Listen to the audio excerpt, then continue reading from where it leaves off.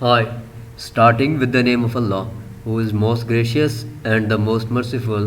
Today we are going to discuss about the article number 1.4, which is about the Born approximation.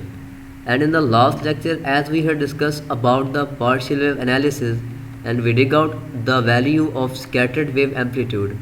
But now here one question arise कि हमने last lecture में scattering amplitude को तो find out कर लिया था, तो अब हमें बॉर्न अप्रोक्सीमेशन मेथड के थ्रू स्कैटरिंग एम्पलीट्यूड को फाइंड आउट करने की क्या ज़रूरत है।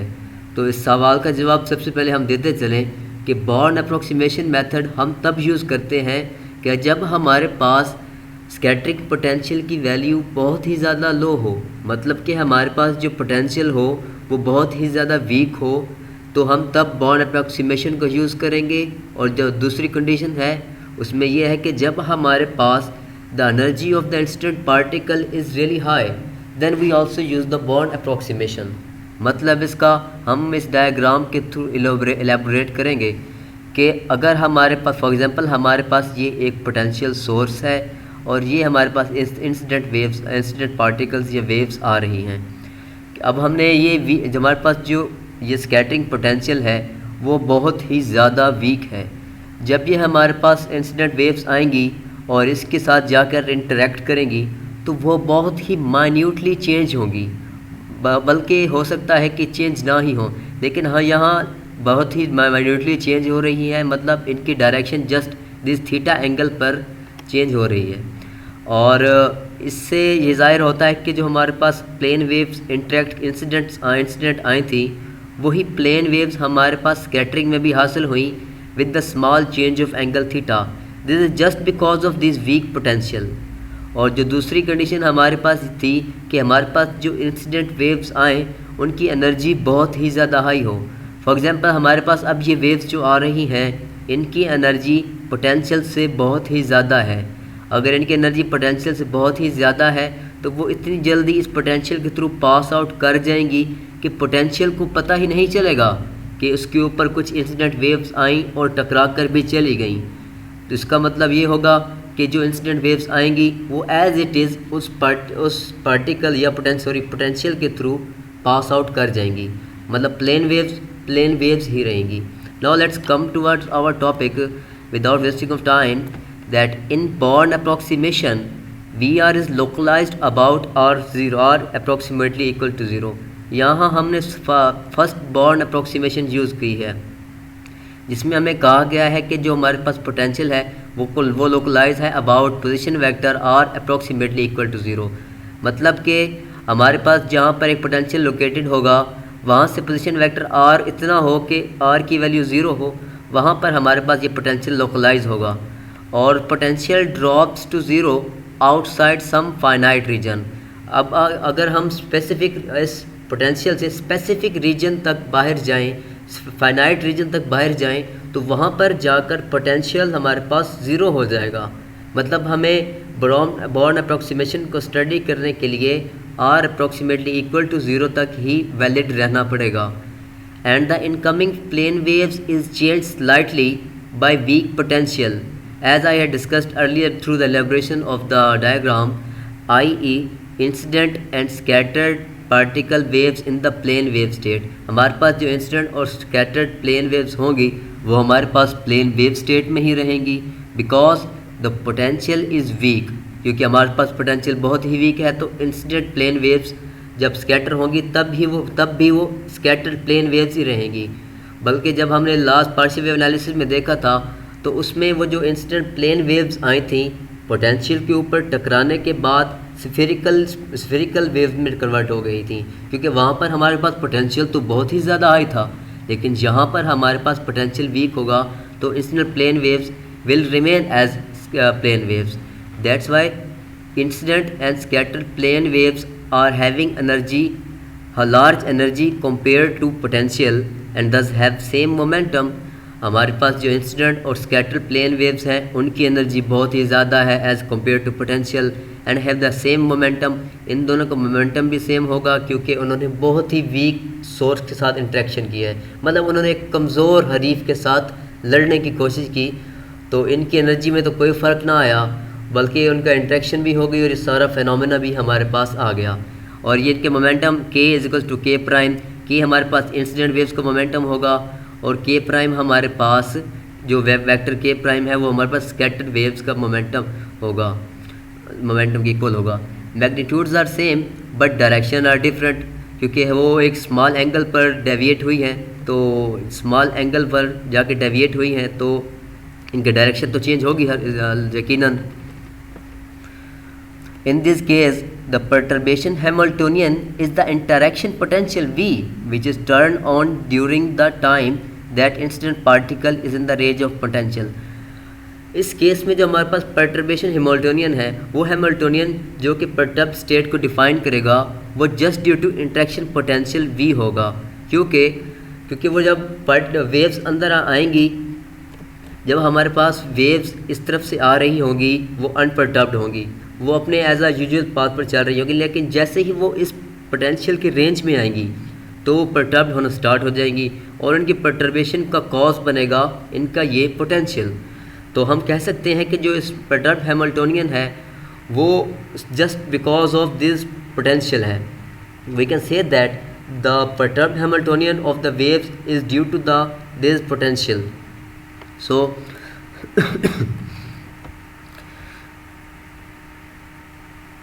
the incident particles enter the range of interaction with momentum hk and leave the range of interaction with momentum hk prime। जो हमारे पास पार्टिकल आएगा वो मोमेंटम hk के साथ इंटर होगा और मोमेंटम hk प्राइम के साथ लीव करेगा, जो हमने यहाँ पर भी डिस्कस कर लिया है। Let us suppose that the scattering experience is performed Scattering experiment is performed in a large cubical box of volume L cube। Suppose करते हैं कि हमने एक लार्ज क्यूब ले लिया जिसके अंदर हम ये इस प्रोसीजर को परफॉर्म कर रहे हैं। उस प्रोसीजर का उस क्यूब की तमाम साइड्स का जो लेंथ होगी ही या हम कह सकते हैं साइड्स, उनकी लेंथ L के बराबर है, तो उनका टोटल जो वॉल्यूम होगा वो हमारे पास L क्यूब होगा। तो एज अ रिजल्ट हमारे पास जो normalize plane wave state correspond करेगी के और के प्राइम, उनकी वैल्यू कुछ इस तरह से आएगी। के प्राइम हमारे पास शो करेगा इंसिडेंट प्लेन वेव को और के प्राइम हमारे पास शो करेगा स्कैटर्ड प्लेन वेव को। ये हम लास्ट प्रीवियस टॉपिक्स के अंदर हम इस कॉन्सेप्ट को डिस्कस कर चुके हैं। According to Fermi golden rule the rate of transition from k to k prime state cause by perturbation potential V। मतलब कि फर्मी गोल्डन रूल के मुताबिक जो भी ट्रांजिशंस अक्कर करेंगी from k to k prime depend करेंगी just perturbation potential के ऊपर, कि हमारे पास जो भी वेव्स के आएंगी पर्टर्बेशन पोटेंशियल के ऊपर वो के प्राइम में कन्वर्ट होंगी और इनका रेट डिपेंड करेगा जस्ट इस पोटेंशियल के ऊपर। ये हमारे पास फिगर ए थी जिसमें हमारे पास incident waves along z axis travel कर रही हैं और जब ये इस पोटेंशियल के फील्ड में आई और इसके साथ इंटरेक्ट किया तो at a small angle theta they got deviated but their nature doesn't changed, means as they were plane waves in the start and after the scattering they are the plane waves, just their direction is change by small angle theta and same is. अब हमारे पास ये जो figure number A है इसको हमने figure number B में vector form में लिखा कि हमारे पास ये वाला जो पार्ट हाइपोटेन्यूस है वो हमारे पास के प्राइम को शो कर रहा है। जो वेव्स हमारे पास स्कैटर हुई के प्राइम इज टू के आर हमारे पास यहाँ पोजीशन वेक्टर है और है पोजीशन वेक्टर है जो कि हमें बता रहा है डायरेक्शन ऑफ स्कैटर्ड वेव्स, और के इज इक्वल्स टू के सी हैट जो हमें इंस्टेंट वेव्स की डायरेक्शन के बारे में बता रहा है कि डायरेक्शंस इंस्टेंट वेव्स आई और स्ट्रेट अलोंग z एक्सिस। और ये वाला जो हमारे पास परपेंडिकुलर पार्ट है ये हमें के और के प्राइम के दरमियान डिफरेंस के बारे में बताएगा कि इनके के और के में कितना चेंज आया, के और के प्राइम में कितना चेंज आया after encountering to this potential. Okay, तो डब्ल्यू के लिए हमारे पास एक रिलेशन आया जिसमें हमारे पास ये वाला पार्ट के प्राइम हमारे पास इंसिडेंट और स्कैटर्ड वेव्स हैं और के हमारे पास इंसिडेंट वेव है और वी हमारे पास परटर्ब्ड हैमिल्टोनियन है। जो कि हमें इस स्टेट के बारे में बताएगा, पूरे सिस्टम के बारे में बताएगा, जिसमें वेव्स आई, पोटेंशियल के ऊपर टकराई और उसके बाद कुछ एंगल पर स्कैटर हुई, और मॉड स्क्वायर हमें सिस्टम की सारी डिटेल्स के बारे में बताएगा। यहाँ हमारे पास रो इंटू ई के प्राइम जो आया है, it is called as the density of final state. हमारे पास ये उस फाइनल स्टेट की आफ्टर स्कैटरिंग की डेंसिटी है कि इसकी डेंसिटी क्या होगी। यहाँ 2 पाई है और एच कट हमारे पास कॉन्स्टेंट्स हैं। Where rho E k prime is density of final state. Rho E k prime की वैल्यू यहाँ पर दी गई है, जिसकी वैल्यू ml³ के prime over 2 pi square H cut square के बराबर है, और इसको हमने इक्वेशन 1.20 का नाम दे दिया। Hence the Fermi golden rule becomes, तो यहाँ पर फर्मी गोल्डन रूल एक न्यू फॉर्म ले लेगा कि अब हमने क्या किया, हमने फाइनल डेंसिटी स्टेट की वैल्यू इस इक्वेशन में पुट कर दी। तो ये वाली इक्वेशन अब हमारे पास कुछ इस फॉर्म में आ जाएगी। तो हम इसको इक्वेशन नंबर 1.21 का नाम देंगे। As we know the number of particles scattered in the d omega per second is j incident d sigma. हमारे पास d omega scattered cross section है और d ओमेगा हमारे पास स्कैटर्ड क्रॉस सेक्शन है और d सिग्मा हमारे पास इंसिडेंट क्रॉस सेक्शन है। अब हमारे पास नंबर ऑफ पार्टिकल्स कितने स्कैटर हुए स्कैटर्ड क्रॉस सेक्शन के थ्रू, वो हमें इस रिलेशन के थ्रू पता चलेगा, जिसमें हमारे पास j incident per unit area density है और जो इक्वल होगी per unit area per unit time के। क्या हमारे पास कितने पार्टिकल्स इंसिडेंट हुए एक यूनिट एरिया के ऊपर 1 सेकंड में। तो इसकी वैल्यू हम इस इक्वेशन 1.22 के थ्रू बताएंगे कि कितने नंबर ऑफ पार्टिकल्स स्कैटर्ड हुए through scattering cross section d omega. तो इसकी वैल्यू ये 1.22 से, और अब हमारे पास j इंसिडेंट, जिसको हमने कहा कि इंसिडेंट पार्टिकल्स के बारे में बताएगा कि कितने incident particles per unit area per unit second में कितने टकराएंगे। उसकी वैल्यू हमारे पास कुछ इस तरीके से h कट के ओवर ml³ हमारे पास l उस क्यूब की लेंथ है, ms है कि हमारे पास वेव वेक्टर, और h cut is called as Planck constant. Incident particles per unit area per unit time, as I said earlier, to select those scattered states that lie in the direction d omega about k prime। अब अगर हम select करना चाहते हैं उन states को कि जो लाई करें k प्राइम के ऊपर, k प्राइम को, इस k प्राइम के ऊपर मौजूद हम अगर स्टेट्स को सिलेक्ट करना चाहते हैं तो हमें k प्राइम को मल्टीप्लाई करना पड़ेगा d ओमेगा ओवर 4 पाई से। 4 पाई हमारे पास बेसिकली सॉलिड एंगल होता है, और सॉलिड एंगल बेसिकली वो एंगल है कि अगर हम एक स्फीयर के थ्रू स्फीयर के अंदर किसी भी पॉइंट से सॉलिड एंगल को मेजर करना शुरू करें तो उसकी वैल्यू हमेशा ही 4 पाई रहेगी। तो लिहाजा हमारे पास अब इक्वेशन 1.23 आ गई कि हमने टोटल नंबर ऑफ पार्टिकल्स को यहाँ total number of scattered particles को फाइंड आउट कर लिया dn। अब हमारे पास 2 फार्मूलाज आ गए total number of scattered particles के लिए। पहला formula 1.22 and the second one is called as 1.23। अब अगर हम इन दोनों फार्मूलाज को कंपेयर करेंगे, जब हम दोनों फार्मूलाज को कंपेयर करेंगे तो हमारे पास कुछ इस तरह की कंडीशन फॉर्म में आ जाएगी, और ये इंसिडेंट की यहाँ पर हमने वैल्यू पुट कर दी, प्लग कर दी, और इसकी जब वैल्यू प्लग कर दी हमने तो अब के प्राइम को हम ml³ को उस तरफ ले जाकर मल्टीप्लाई करेंगे, 4 पाई एज इट इज़ रहेगा, एच कट के यहाँ आकर डिवाइड हो जाएगा, डी जो हमारे पास डी ओमेगा है वो डी सिग्मा पर नीचे जाकर डिवाइड हो जाएगा, और हमारे पास जो एक नई इक्वेशन आ जाएगी इसको हम कह देंगे इक्वेशन नंबर 1.24। अब कुछ देखें तो हमारे पास ये डी ओमेगा और डी सिग्मा थी, ये हम पहले भी एक बार स्टडी कर चुके थे। हमने पार्शियल वेव एनालिसिस में और स्कैटरिंग को सेक्शन में कहा था कि ये बराबर होता है स्कैटर्ड वेव एम्पलीट्यूड के स्क्वायर के मॉड के। मतलब कि अब हम यहाँ तक पहुँच चुके हैं कि हम स्कैटर्ड वेव एम्पलीट्यूड को फाइंड आउट कर लें।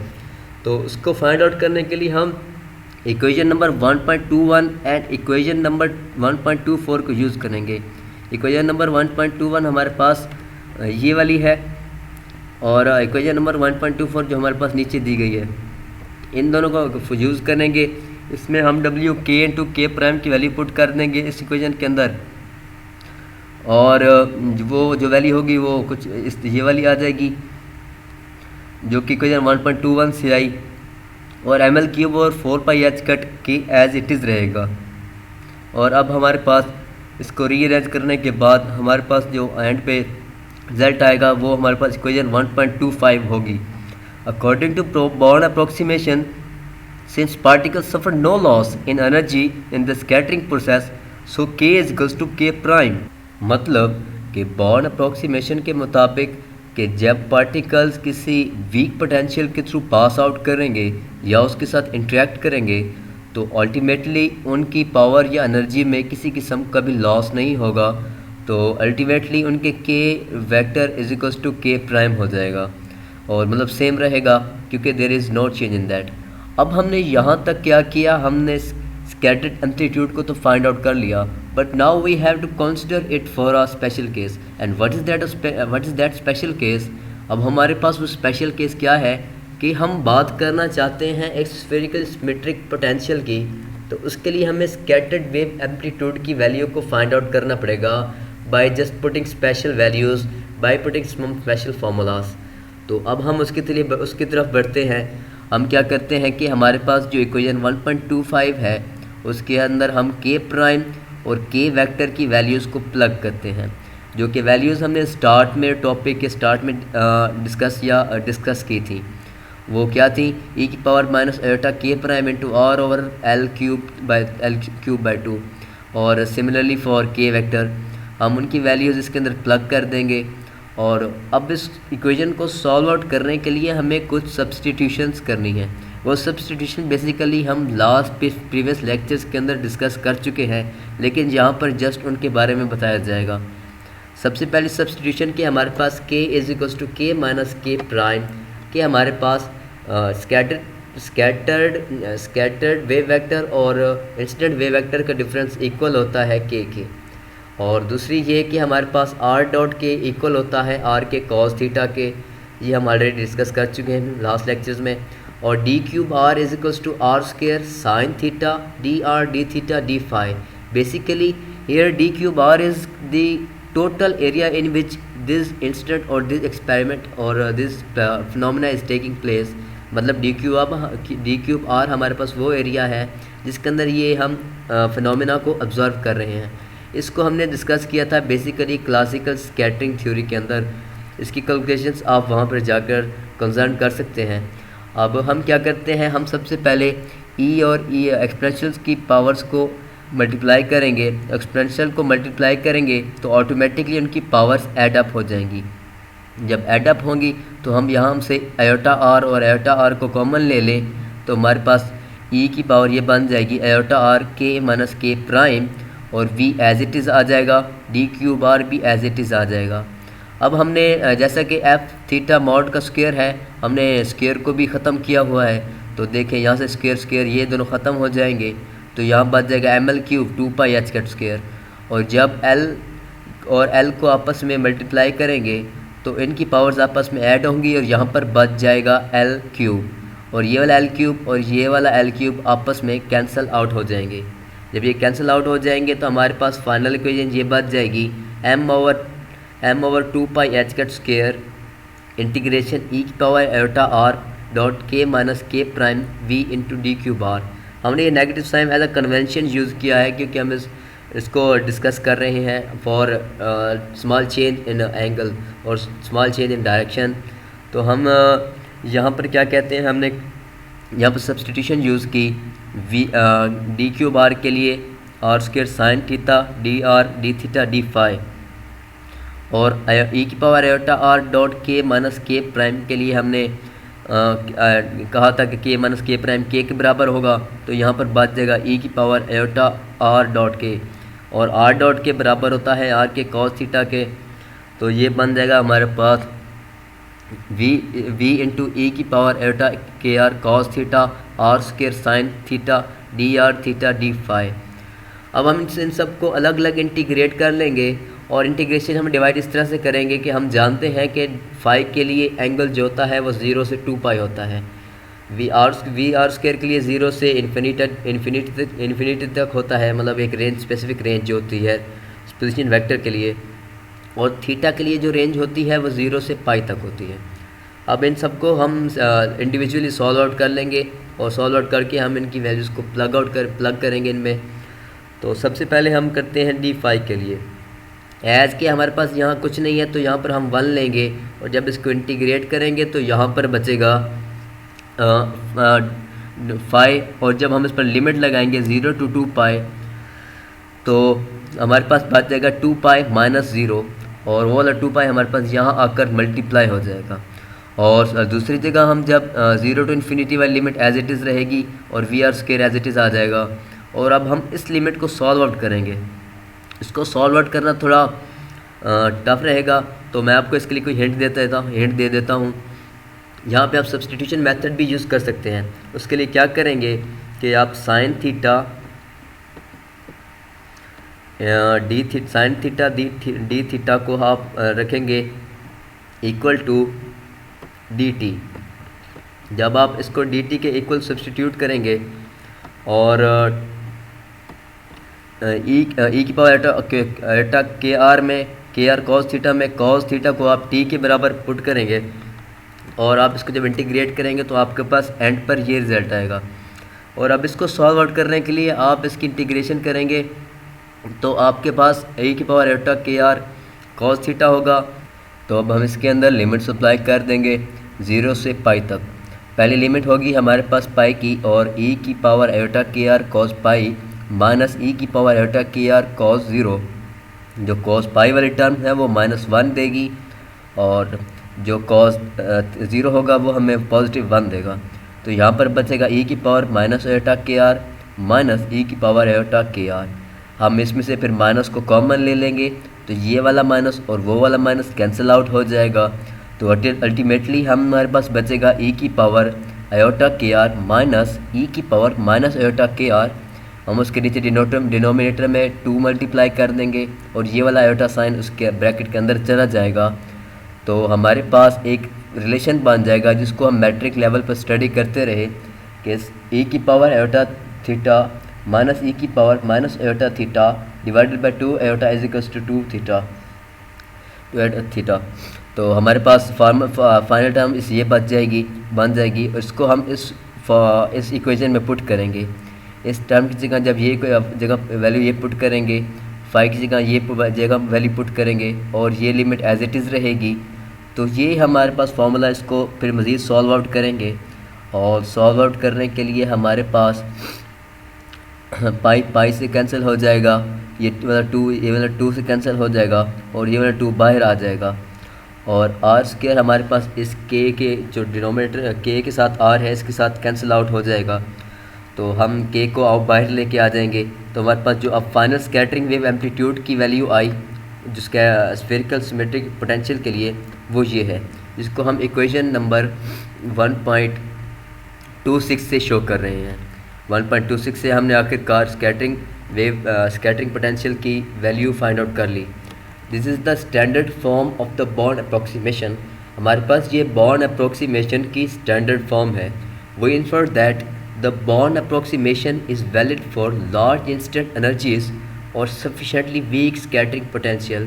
In this point he just want to say that कि हमारे पास जो बॉर्न अप्रोक्सीमेशन की वैल्यू है वो वैलिड होती है जस्ट लार्ज इंस्टेंट एनर्जीज़ के लिए, या जो हमने पहले स्टडी किया, मतलब जब हमारे पास अगर इंसिडेंट पार्टिकल जो इंसिडेंट कर रहा हो किसी भी पोटेंशियल के ऊपर, तो उसकी काइनेटिक एनर्जी बहुत ही लार्ज हो, और हमारे पास जो पोटेंशियल हो उसकी एनर्जी बहुत ही वीक हो। That is when the average interaction energy between the incident particle and the scattering potential is much larger than the particle's incident kinetic energy, much smaller than the incident kinetic energy.